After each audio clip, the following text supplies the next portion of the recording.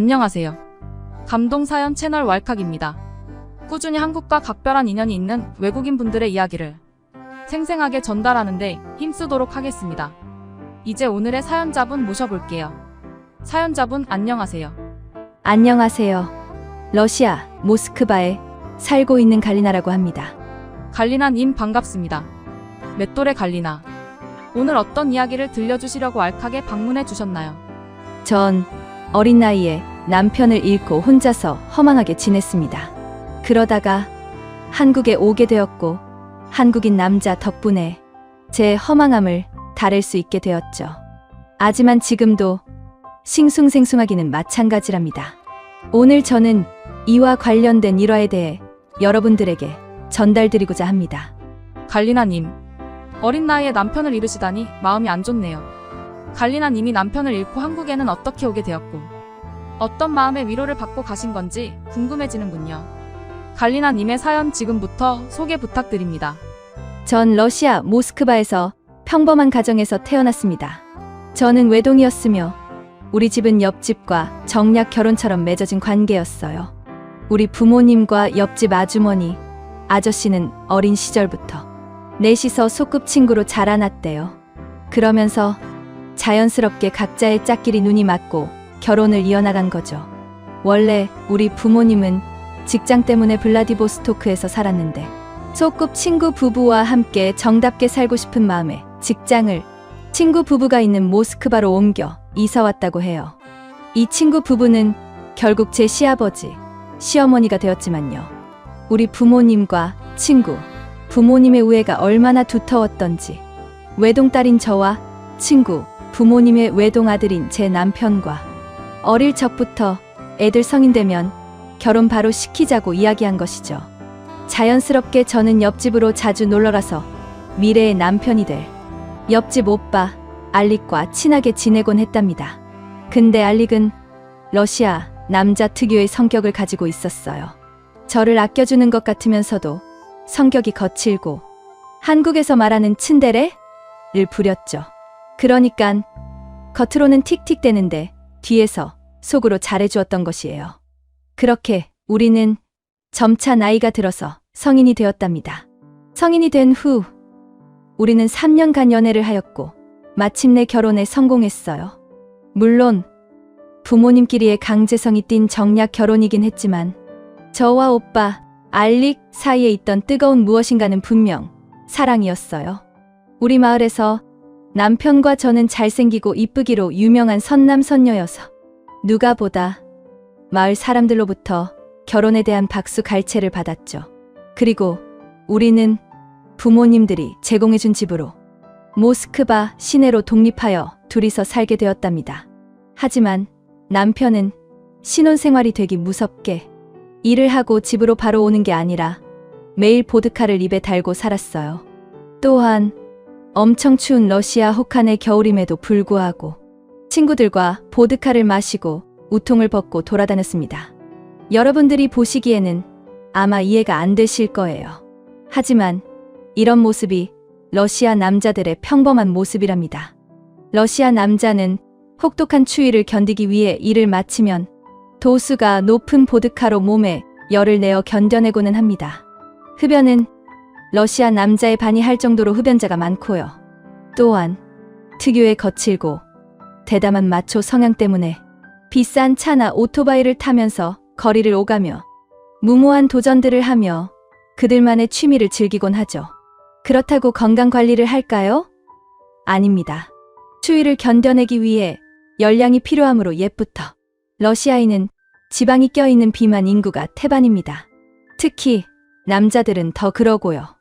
그래서 러시아 남자들은 이 같은 특징들 때문에 평균 수명이 60대이고 남자보다 여자의 성비가 훨씬 높죠.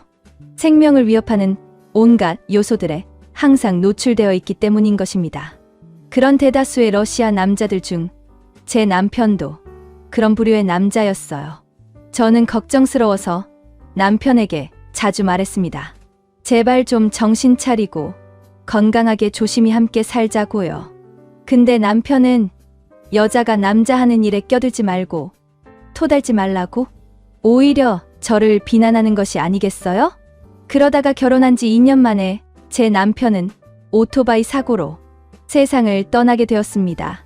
물론 연애 기간이나 결혼 생활이나 저에게 딱딱하게 대하고 정이 없는 그런 남자였지만 어린 시절부터 남몰래 저를 챙겨주고 저를 사랑하고 있다는 것은 충분히 알고 있었답니다. 마치 한국의 경상도 남자 어르신들이 부인에게 대하듯이요. 그래서 저는 남편을 잃고 너무 슬퍼서 밤낮을 울어댔습니다. 얼마나 많이 울었던지 거울을 보면 항상 눈두덩이가 터질 듯이 부어 있었고 발개져 있었죠. 그렇게 한 달의 시간을 방 안에서만 누워 있었던 것 같아요. 하지만 그래도 제 인생을 살아야겠다는 생각이 나지막이 드는 순간 조금 정신 차리기 시작했습니다. 남편을 잊고 제대로 자립해보자 싶어서 어떻게 마지막으로 남편을 추모하며 떠나 보내줄지 고민을 한참 했어요. 그럴 때 저에게 불현듯 기억이 났던 장면이 있었습니다. 괴팍하고 거친 전형적인 러시아 남자였던 우리 남편이었지만 그런 남편의 눈에 눈물을 맺게 하는 드라마가 하나 있었습니다. 그것은 바로 한국에서 방영했던 내 이름은 김삼순이었어요. 그 드라마를 볼 때마다 극중 현빈과 김선아의 사랑 이야기에 눈시울이 붉어지는 것을 제가 많이 보았거든요. 저는 마침내 드라마 김삼순의 촬영 배경지인 한국에 가서 마지막으로 그를 추모하고 떠나보내겠다고 마음먹었습니다. 저도 촬영지인 서울의 남산에 개인적으로 가보고 싶기도 했고요. 아무튼 저는 남편이 남긴 아주 작은 재산으로 비행기표를 샀고 한국의 수도 서울로 추모 여행을 떠났습니다. 한국에 오니 러시아에 비해 날씨가 온난해서 참 좋더군요. 서울의 도시 풍경은 참 아름다운 경치를 자아냈고 사람들은 모두 친절하여 이곳에 오길 잘했다는 생각이 들었습니다. 저는 남산의 삼순이 계단으로 가서 남편을 마지막으로 그리워했어요. 거기서 김선아와 현빈이 뽀뽀했던 그 장면을 따라해보기도 했죠. 그들과 다르게 제게는 뽀뽀를 맞춰줄 사람이 더 이상 없다는 생각에 서글퍼서 하염없이 눈물을 흘렸답니다. 제가 다 슬프네요. 갈리나님, 어떻게 슬픔은 잘 극복이 되었나요? 그 순간에는 아니었죠. 생각했던 것과 달리 제가 남편을 많이 사랑했던 것 같았어요. 삼순이 계단을 갔다 온 그날 밤, 저는 슬픔에 취하여 술을 마시고 싶어서 숙소 근처 한국 전통 술집을 방문했습니다. 한국의 막걸리를 먹어보고 싶어서 혼자 방문했는데 주변 한국 남자들이 저에게 말도 걸어주고 참 친절하게 대하더라고요. 처음 겪는 남자들의 배려와 매너에 복합적인 감정이 들어 울컥해 눈물이 계속해서 흘러내렸어요. 남편도 조금만 나에게 이 남자들처럼 따뜻하게 대해주었으면 어땠을까 싶어서요. 그러다가 저는 러시아어를 잘하는 한국 남자와 우연히 합석을 하게 되었습니다. 우리 둘은 막걸리를 얼마나 많이 마신지 몰라요. 아직도 그때 먹었던 알밤 막걸리와 안주로 먹었던 파전의 맛은 잊혀지지가 않네요. 그렇게 술을 거하게 많이 마시니 남편이 술을 왜 그렇게 좋아했는지 한 20%는 이해가 되더군요. 알딸딸하니 모든 슬픔과 우울이 잊혀지고 마냥 행복하더군요. 합석한 한국 남자는 하늘나라로 간 남편과 다르게 너무나 친절하고 따뜻하게 저를 대했습니다. 그는 좋은 가정에서 태어나서 저렇게 예의 바르고 착실히 컸구나 싶었는데 그와 이야기를 더 나누어 보니 제 생각과 전혀 달랐어요. 본인이 4살 때 어머니는 술만 마시는 아버지와 불쌍한 자기를 버리고 도망가서 다른 가정을 차렸고 아버지는 제 남편과 비슷하게 술에 취해 오토바이 운전을 하다가 하늘나라로 떠났다고 그랬어요. 그래서 고모 집에서 성인이 될 때까지 잘났고 그 집에서 온갖 눈치와 수모를 받아왔다고 하더군요.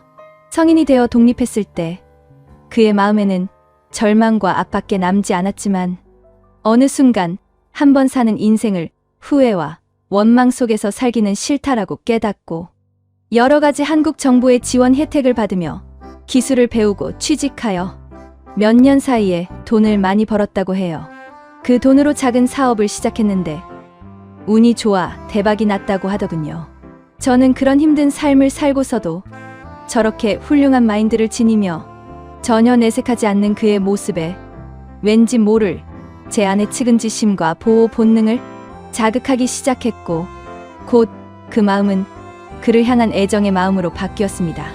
나도 지금의 슬픔을 발판 삼아 다시 기운 차리겠다고 다짐을 했었어요. 그렇게 우리는 울기도 하고 웃기도 하며 많은 대화를 나눴고 분위기는 점차적으로 무르익기 시작했습니다. 그러다가 술김에 우리는 입맞춤을 하게 됐어요. 처음 입맞춤을 하는 순간 저는 이러면 안 된다고 정신을 차리려 했지만 그의 매혹적인 기술이 너무나 훌륭하고 뛰어나서 저도 모르게 제 내재적 감각을 주체할 수가 없었습니다. 그리고 따뜻한 그날의 밤은 아주 잊을 수 없는 밤으로 마무리됐죠.